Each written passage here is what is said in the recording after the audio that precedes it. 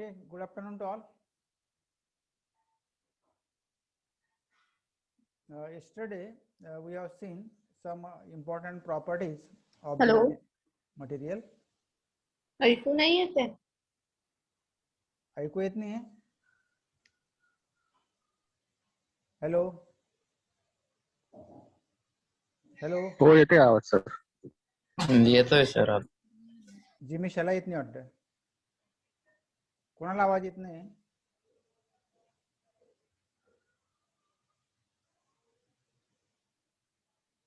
येतोय आवाज सगळ्यांना? हो सर येतोय. तर ठीक आहे. ओके, तर आपण काल महत्वाच्या प्रॉपर्टीज बघितल्या आपण मटेरियलच्या बाबतीमध्ये. स्ट्रेंथ बघितली आपण, एक प्रॉपर्टी महत्वाची, आणि it is the how it is define. The strength of the material is define as the resistance to strain under applied forces. म्हणजे स्ट्रेनला जो अपोज करतो त्याला आपण स्ट्रेंथ म्हणतो. किंवा it is the property by virtue of which the material can withstand the external forces without failure or without any distortion. म्हणजे load handle करण्याची जी कॅपॅसिटी आहे एखाद्या मटेरियलची त्याला आपण काय म्हणतो? स्ट्रेंथ म्हणतो. आणि या स्ट्रेंथ दोन प्रकारचे असतात. इलॅस्टिक स्ट्रेंथ असते, प्लास्टिक स्ट्रेंथ असते. आपण त्या काल बघितल्या. नंतर आपण काल एक आणखी महत्वाची प्रॉपर्टी बघितली की that is the ductility. The ductility म्हणजे काय? The property of the material by virtue of which the material can be drawn into wires. किंवा ते मटेरियल सहज आपल्याला इलॉंगेट करता येईल, त्याला म्हणतो आपण ductility. So gold is too much ductile material, म्हणून आपण गोल्डच्या बारीक तार आपण तयार करू शकतो. Gold, silver, copper, these are the ductile materials. जर आपण डक्टिलिटीच्या बाबतीत केलं तर gold is more ductile than the silver, and silver is more ductile than the copper, and copper is more ductile than the aluminum. असं आपल्याला ती sequence लावता येईल. तर ductility means the property by virtue of which the material can be drawn into wires और it can be easily elongated. आणि मग आपण how to measure the ductility? The ductility is measured in terms of percentage elongation or in terms of percentage reduction in the cross sectional area. तसं आपण काल toughness पण एक property बघितली, नंतर प्लास्टिसिटी बघितली, नंतर हार्डनेस बघितला आपण, नंतर इलॅस्टिसिटी. इलॅस्टिसिटी ही प्रॉपर्टी पण तुम्हाला माहिती आहे. दी इलॅस्टिक प्रॉपर्टी म्हणजे काय? The property of the material by virtue of which the material regains its original shape and size after the removal of the load is called as the elasticity. बरोबर. म्हणजे the material get deformed when you apply the forces, and as soon as you remove the forces the material comes into its original shape and size. That is called as the elasticity.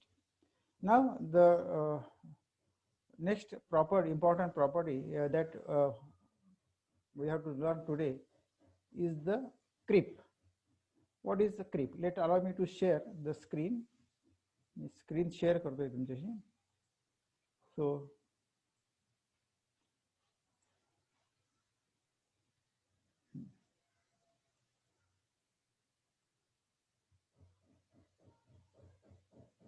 आता आपण creep जी property मटेरियलची, तर it is the property of continuous deformation of material under steady load. त्याला काय म्हणतात? Creep. It is the property of continuous deformation of material under steady load. तर generally the creep occurs in the steels at higher temperatures. What is the meaning of this creep? It is the property of continuous deformation of material under steady load. म्हणजे आपण एखादा material आहे आणि त्याला जर आपण steady load apply केला तर ते कंटिन्युअसली ते मटेरियल काय होतं? डिफॉर्म होत जातं. Continuously it will go on deforming. आपण चिंगम खातो, चिंगम, आणि ते चिंगमला बघा असं छोटंसं वेट तुम्ही अप्लाय करा तर ते चिंगम असं हळूहळू हळूहळू लांबपर्यंत त्याचा धागा तयार होईल. तो म्हणजे काय? It is the continuous deformation. It is called as the continuous deformation. आता हे जे कंटिन्युअस डिफॉर्मेशन आहे of material under steady load, कारण लोड काय? स्टेडी आहे. आणि this creep occurs in the steel, म्हणजे लोखंडामध्ये it occurs at very high temperature. So this creep property of the material is always considered while designing the boilers किंवा turbines. यांचं जर design करतो आपण बॉयलर्स असतील, कारण बॉयलर म्हणजे काय, boiler is use for storing the steam, high temperature steam at very high pressure, बरोबर. म्हणजे त्या बॉयलरमध्ये प्रेशर पण असतो आणि टेम्परेचर पण असतो, आणि तो कॉन्स्टंट लोड असतो त्या बॉयलरवर, त्या वॉल्स, बॉयलरच्या वॉल्सवर तो कॉन्स्टंट लोड अप्लाय झालेला असतो. जर या लोडने तो बॉयलर जर क्रीप झाला म्हणजे काय, it will expand just like a balloon. तो काय होईल, बलून सारखा एक्सपांड होऊन जाईल, बरोबर. आणि त्याच्यामुळे तो there will be the possibility of bursting of the boiler. म्हणजे आपल्याला हा जो बॉयलर, आपण बॉयलरचं जे मटेरियल आहे त्याच्यामध्ये कायम लोड असतो, म्हणजे कायम प्रेशर असतो ॲट हाय टेम्परेचर, बरोबर. आणि जर हाय टेम्परेचरला कॉन्स्टंट प्रेशर असेल सर्व बाजूने त्या बॉयलरमध्ये, आणि जर ते बॉयलरचं मटेरियल हे क्रिपी असेल, म्हणजे if there is a creep in the boiler material, तर काय, the boiler will expand just like a balloon, आणि एका पर्टिक्युलर स्टेजला इट विल बर्स्ट, म्हणजे तो त्याचा स्फोट होऊ शकतो. तर ही जी property creep, it is very essential property while designing this boiler किंवा टर्बाईन्स असतात. टर्बाईन्सवर काय असतं की हाय प्रेशर त्यांच्यावर कंटिन्युअस असतो, पाण्याचा प्रेशर असेल, बरोबर. जर जो कंटिन्युअस प्रेशर ने टर्बाईन्स, म्हणजे they will not get elongated और they will not get compress, त्यांची साईज आणि शेप तसाच राहायला पाहिजे, बरोबर. They should not get deform due to the continuous and constant load, बरोबर. So why creep is always important in designing the boilers and turbines. So it is also important in the steam and chemical plants operating at 450 degree to 550 degree centigrade. म्हणजे steam आणि chemical plants जे असतात त्याच्यामध्ये सुद्धा म्हणजे या ठिकाणी आपल्याला क्रीप. यस, आता तुम्ही एक्झाम्पल दिले बबल गमचा की क्रीप म्हणजे ability to draw applying stress, मग त्याला आपण इलास्टिक पण बोलू शकतो का, that it has elastic property? Elastic नाही, म्हणजे the material become plastic, not elastic. कारण इलास्टिक मध्ये काय असतं की the material regains its original shape and size after the removal of the forces. But in the creep what happen, there is a continuous deformation, and continuous deformation means there is a plastic deformation, permanent displacement of atoms or म्हणजे deform permanently. it deforms permanently, so it is the plastic deformation. मग sir आपण plastic का नाही बोलू शकतो त्याला? नाही, plastic material बोलू शकतो आपण, प्लास्टिक मटेरियल. क्रीप प्रॉपर्टी काय, प्लास्टिक मटेरियल कसं आहे, तुम्ही किती फोर्स अप्लाय केला तर ते परमनंट डिफॉर्म होऊ शकतो मटेरियल. पण क्रीप याचा अर्थ काय आहे की एक कॉन्स्टंट लोड तुम्ही अप्लाय केलेला आहे, बरोबर. चिंगमचं उदाहरण घ्या ना, चिंगम असते आपली, आपण बऱ्याच वेळेला खेळत राहतो त्या चिंगमशी. त्या चिंगमच्या गोळीला आपण थोडंसं वेट अप्लाय केलं तर वेट तर काही आपण चेंज करत नाही, बरोबर. तर त्याची असं तो ते असा लांबत जातं, कंटिन्युअस त्याचं काय होतं, डिफॉर्मेशन होत राहतं. तर हे जे continuous deformation under a steady load, it is called as creep. आता बॉयलर आहेत, बॉयलरमध्ये काय असतं की स्टीम असते हाय टेम्परेचरला आणि प्रेशर पण असतो. प्रेशर समजा तुमचा 50 पास्कल आहे किंवा 50 गिगा पास्कल आहे, म्हणजे एवढा ट्रिमेंडस प्रेशर आहे. आणि हा प्रेशर काही असा क्षणिक नसतो, तर तो फॉर एव्हर असतो, म्हणजे तो महिनोमहिनी त्याच्यामध्ये तो प्रेशर कायमस्वरूपी असतो. आणि या प्रेशरला जर तो बॉयलर काय होईल, जर क्रीप झाला म्हणजे काय होईल, त्याचं एक्सपान्शन होईल, परमनंट डिफॉर्मेशन होईल.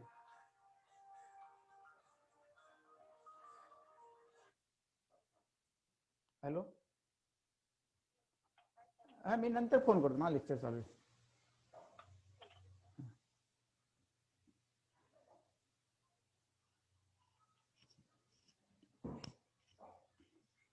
तर continuous deformation under the steady load त्याला म्हणतात क्रीप. आणि हे जे क्रीप आहे, this property is considered for designing the boilers किंवा टर्बाईन्स असतात, की टर्बाईन्स सुद्धा हाय प्रेशर वॉटर प्रेशरला ते ऑपरेट होत राहतात. म्हणजे तो प्रेशर जो आहे वॉटरचा तो कायम त्याच्यावर अप्लाय होत राहतो. आणि जर त्याच्यावर ते क्रीप ही प्रॉपर्टी असेल त्या मटेरियलची, क्रिपिंग प्रॉपर्टी जर असेल तर ते मटेरियल काय होते इलॉंगेट होत जाईल. बरोबर. So that is called as the creeping. नंतर मिसाईल्स किंवा rockets, supersonic jets, nuclear reactors हे डिझाईन करताना सुद्धा त्या मटेरियलची क्रीप ही प्रॉपर्टी स्टडी केली जाते किंवा म्हणजे it should be known to all of us. नंतरची प्रॉपर्टी आहे malleability. what is the malleability? The property of material getting permanently deformed by compression without rupture is known as malleability. आता the easiest example of this malleability is आपण चपात्या करतो. चपात्यांचं जे पीठ आहे ते काय मेलेबल आहे. बरोबर. ते इझिली डिफॉर्म होतं कशाने कॉम्प्रेस केल्याने. बरोबर. The property of material getting permanently deform by compression without rupture is known as malleability. म्हणजे असं जे मटेरियल आहे की ज्याला तुम्ही सहज कॉम्प्रेस केल्यानंतर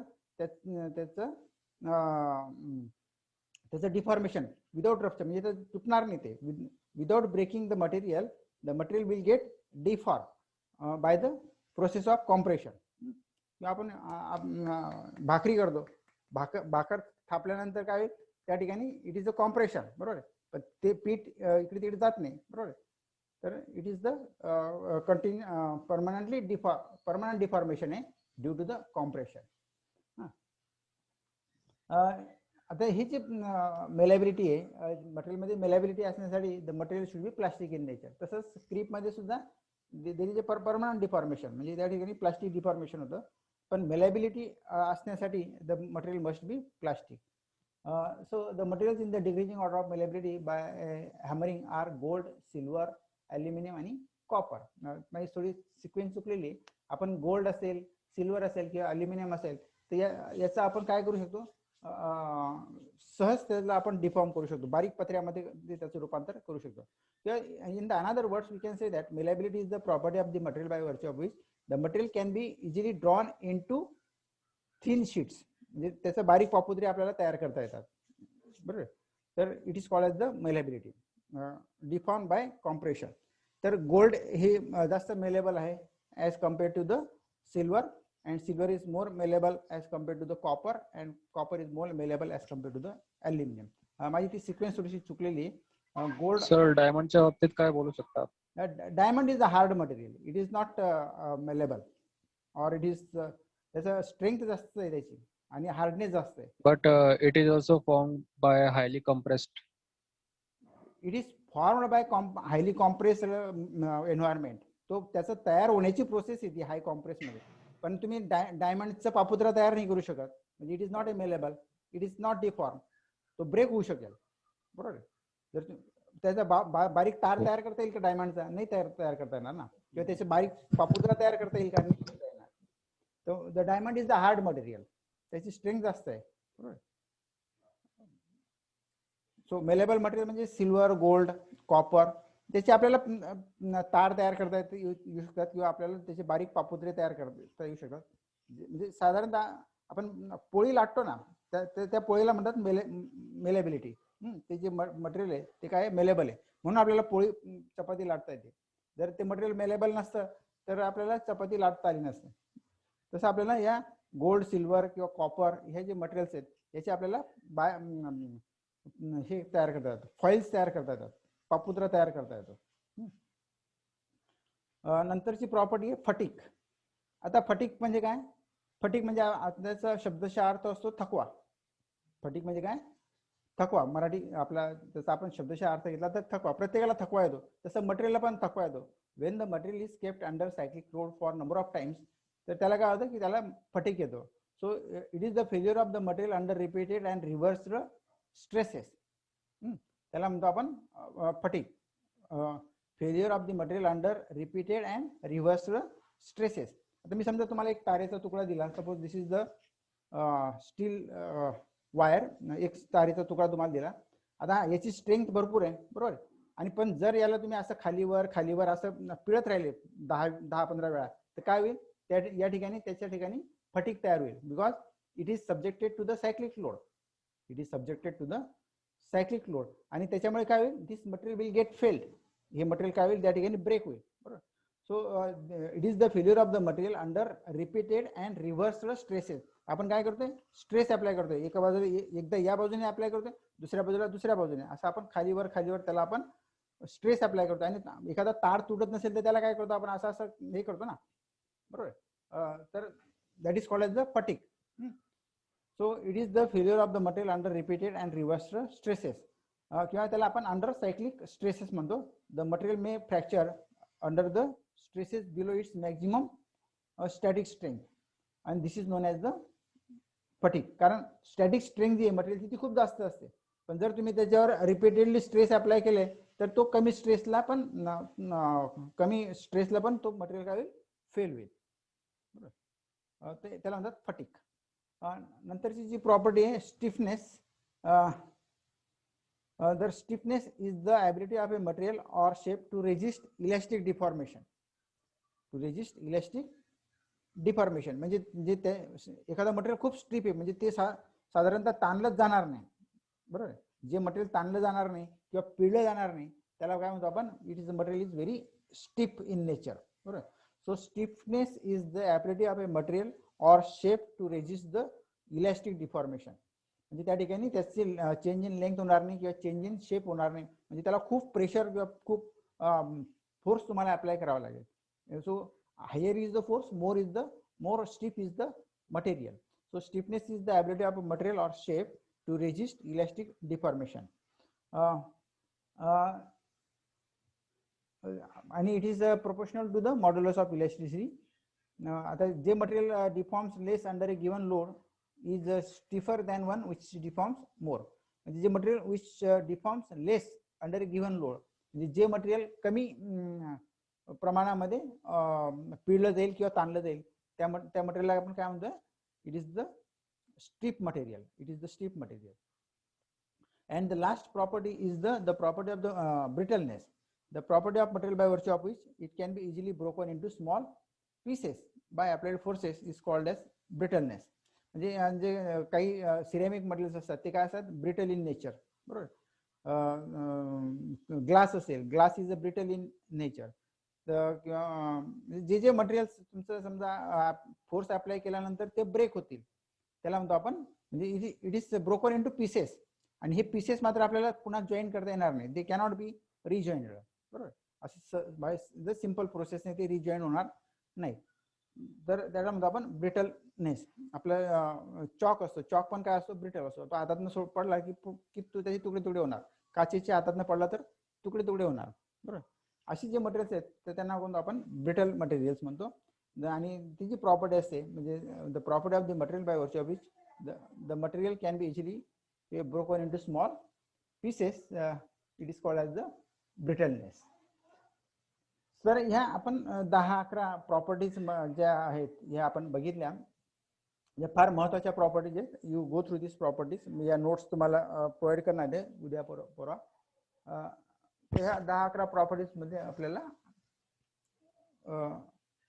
त्या डेफिनेशन्स लक्षात ठेवायचे आहेत विथ देअर मिनिंग्स नंतर आपण मटेरियल्सचे आपण 2 प्रकार करतो एक आयसोट्रोपिक मटेरियल्स आणि एक ॲनिसोट्रोपिक मटेरियल्स आता आयसोट्रोपिक आता आपण काय कसं की कुठलंही मटेरियल असतं की त्याला फिजिकल प्रॉपर्टीज असतात फिजिकल प्रॉपर्टीज म्हणजे काय की त्याची स्ट्रेस असेल स्ट्रेंथ असेल बरोबर नंतर त्याची इलेक्ट्रिकल कंडक्टिव्हिटी असेल थर्मल कंडक्टिव्हिटी असेल या काय झाल्या त्याच्या physical properties these are the physical properties of the material आता आयसोट्रोपिक मटेरियल म्हणजे काय the materials having same physical properties in different directions किंवा in all directions are called as isotropic materials आता म्हणजे फिजिकल प्रॉपर्टीज जे आहेत त्या सगळ्या डायरेक्शनला काय असतील सेम असतील तर त्या अशा मटेरियल आपण म्हणायचं आयसोट्रोपिक मटेरियल फॉर एक्झाम्पल समजा हा एक क्युबिक मटेरियल आपण घेतलं हे क्युबिक मटेरियल आहे आपण याची समजा इलेक्ट्रिकल कंडक्टिव्हिटी या डायगोनलने मोजली आपण तर या डायगोनलची इलेक्ट्रिकल कंडक्टिव्हिटी आणि या डायगोनलची इलेक्ट्रिकल कंडक्टिव्हिटी काय असली पाहिजे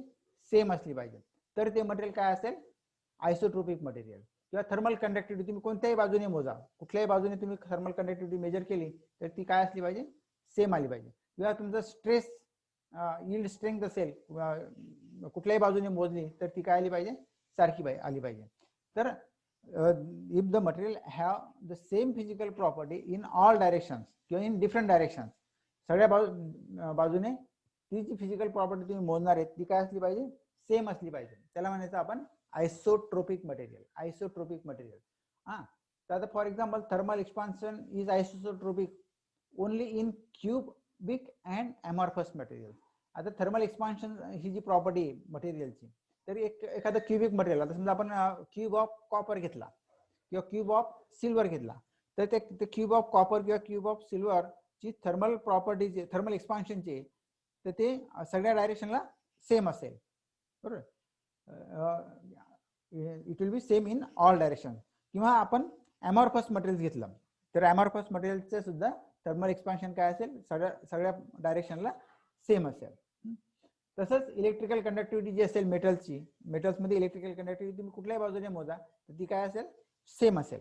so electrical conductivity is also same in all direction. So these are the isotropic materials. नंतर दुसरा जो टाईप आहे अॅनिसोट्रोपिक मटेरियल्स, म्हणजे त्याच्या एक्झॅक्टली अपोज, म्हणजे materials having different physical properties in different directions. बरोबर, म्हणजे तुम्ही जसे डायरेक्शन चेंज केली तर त्याची फिजिकल प्रॉपर्टी पण मध्ये पण चेंज होऊन जाईल. म्हणजे समजा तुम्ही एका बाजूला इलेक्ट्रिकल कंडक्टिव्हिटी मेजली आणि दुसऱ्या डायरेक्शनला जर इलेक्ट्रिकल कंडक्टिव्हिटी मेजली, जर दोघं बाजूच्या डिफरंट असेल तर that material is anisotropic material. Because electrical conductivity किंवा रेजिस्टिव्हिटी किंवा थर्मल एक्सपान्शन, कुठलीही फिजिकल प्रॉपर्टी तुम्ही मेजर करा इन डिफरंट डायरेक्शन, ती जर डिफरंट आली तर त्याला म्हणायचं अॅनिसोट्रोपिक मटेरियल.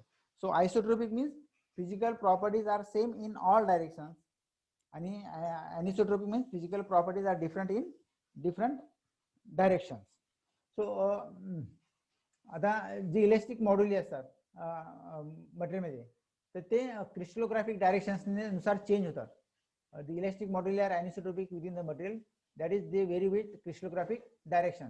आता आपण समजा आयर्नचं उदाहरण घेतलं, आयर्न, तर आयर्नचा ॲव्हरेज मॉड्युलस ऑफ इलॅस्टिसिटी जो आहे 205 गीगापास्कल. पण जर आपण त्याच्या वेगवेगळ्या डायरेक्शनला आपण हा मोजला मॉड्युलस ऑफ इलॅस्टिसिटी, तर त्याची वन डायरेक्शनची प्लेनची, तर त्या बाजूला तो आपल्याला 280 गीगापास्कल दाखवेल, आणि 100 प्लेनच्या डायरेक्शनने जर आपण मोजलं तर इट इज 125 गीगापास्कल. म्हणजे the modulus of elasticity are different in different direction for iron. Therefore iron is anisotropic in nature. तसंच thermal expansion in graphite structure is anisotropic. आता ग्राफाइटचं मटेरियल जर आपण घेतलं तर ग्राफाइट मध्ये सुद्धा थर्मल एक्सपान्शनचे it is different in different direction. तर thermal expansion is more in the vertical direction than in the 2 horizontal direction. तर अशी जे मटेरियल्स आहेत त्याला म्हणतो आपण अॅनिसोट्रोपिक मटेरियल्स. तर आयसोट्रोपिक मध्ये काय, the physical properties are same in all direction, आणि अॅनिसोट्रोपिक मध्ये the physical properties are different in different direction. दोनच वाक्य फक्त लक्षात ठेवायचे आहेत, बाकीचे हे सगळं मी तुम्हाला या ठिकाणी एक्झाम्पल्स दिलेले आहेत. So this is all about the mechanical properties of the material. हे सगळं आपलं मेकॅनिकल प्रॉपर्टी या कॅटेगरीमध्ये आपलं होतं. आता नेक्स्ट टाइप्स ऑफ प्रॉपर्टी आहेत आपल्या थर्मल प्रॉपर्टीज. आता आपण जसं डेफिनेशन ऑफ मेकॅनिकल प्रॉपर्टीज आपण काय केलं होतं, the behaviour of the material under the action of external forces it is called as mechanical properties. आता बिहेवियर, आता थर्मल प्रॉपर्टी, आता thermal property behaviour of the material under changing thermal environment. Changing thermal environment are called thermal properties. म्हणजे आपल्याला thermal property, changing temperature असतील, changing environment असतील, तर त्याच्या thermal properties मध्ये काय काय चेंजेस होतात, that is called as the behaviour of the material under the changing thermal environment are called thermal property. आता हे थर्मल प्रॉपर्टीज आपल्याला इसेन्शियल्स काय आहेत, कारण आपल्याला बऱ्याच ठिकाणी जे इक्विपमेंट्स बनवावे लागतात, तर ते that equipments operates at very high temperature.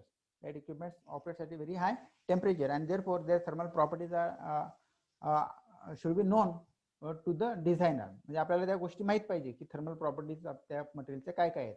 तर आपण डिझाईन म्हणजे फर्नेस डिझाईन करताना म्हणा किंवा बॉयलर असतील, तर फर्नेस किंवा बॉयलर्स यांना काय करावं लागतं, they have to handle a large temperature or fluctuating high temperature.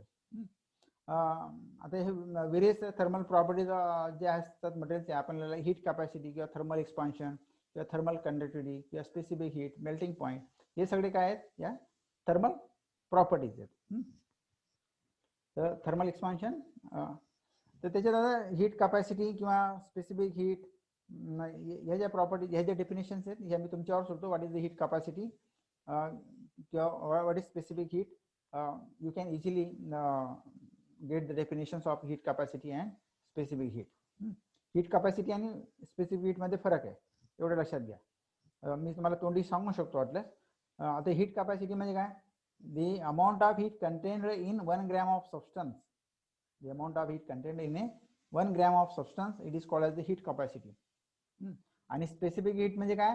the amount of heat required to rise the temperature of 1 gram of substance to 1 degree centigrade.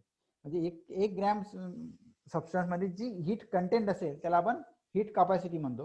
आणि 1 ग्रॅम सबस्टन्सचं टेम्परेचर 1 डिग्रीने वाढवण्यासाठी जी heat आपल्याला द्यावी लागेल त्याला म्हणतो आपण स्पेसिफिक हीट.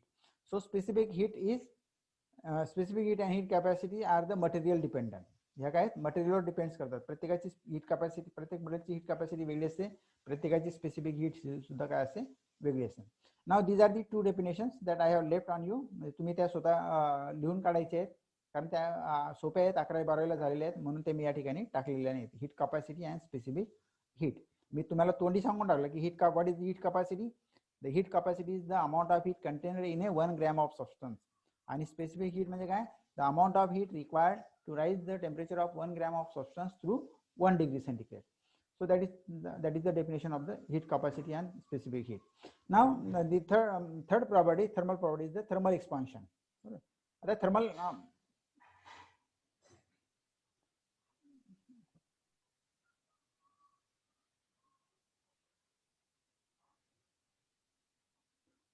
आता आपल्याला प्रत्येकाला माहिती आहे की when the material is heated, कुठली मटेरियल आपण हीट केलं तर ते म्हणजे मेटल्स जर आपण विचार केला, when the material is heated it get expands.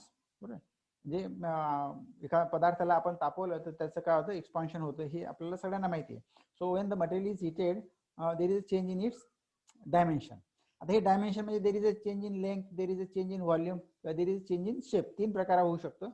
पण जनरली आपण चेंज इन लेंथ आपण कन्सिडर करतो जनरली, कारण आपण we measures the change in length in the material. So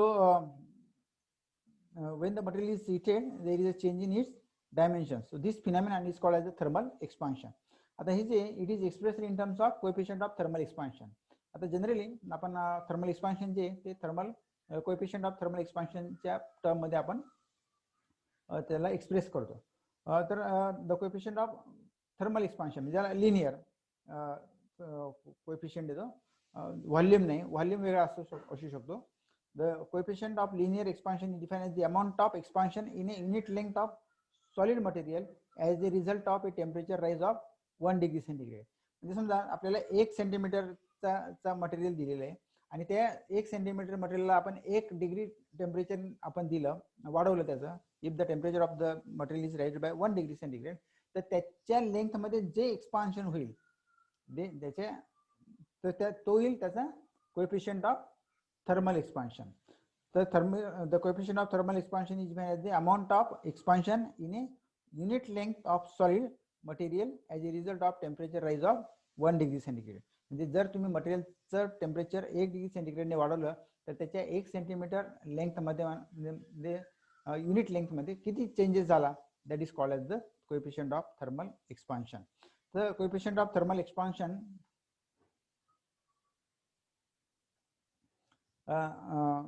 is given by alpha and it is 1/L dl by dt. So dl by dt is a change in length to the change in temperature ratio. Change in length upon change in temperature. आणि L काय, original length. बरोबर. But dl upon L, dl म्हणजे change in length आणि L म्हणजे original length, म्हणून dl upon L याचा अर्थ काय होतो, it is the strain. Change in length upon original length, it is the strain. म्हणून change in strain upon with temperature म्हणजे dt it is called as the thermal expansion. आता हे thermal एक्सपान्शनचं unit जे आहे ते काय, किती चेंज झालं लेंथ मध्ये पर डिग्री सेंटीग्रेड, म्हणून त्याचं जे युनिट आहे ते सेंटीमीटर पर डिग्री सेंटीग्रेड आहे. And the unit of this alpha म्हणजे coefficient of thermal expansion is alpha and it is constant for a particular material. आता प्रत्येक मटेरियलचा कोएफिशियंट ऑफ थर्मल एक्सपान्शन हा कॉन्स्टंट असतो. It does not changes. The coefficient of thermal expansion is constant for particular material, but it may slightly change with the temperature gradient determined by the thermal conductivity. तो थोड्याफार प्रमाणामध्ये temperature gradient नुसार तो बदलू शकतो. So this is about the coefficient of thermal expansion.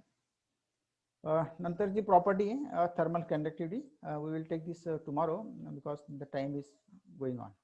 आपला time या ठिकाणी संपण्यात येईल. 2 मिनिटं बाकी आहे.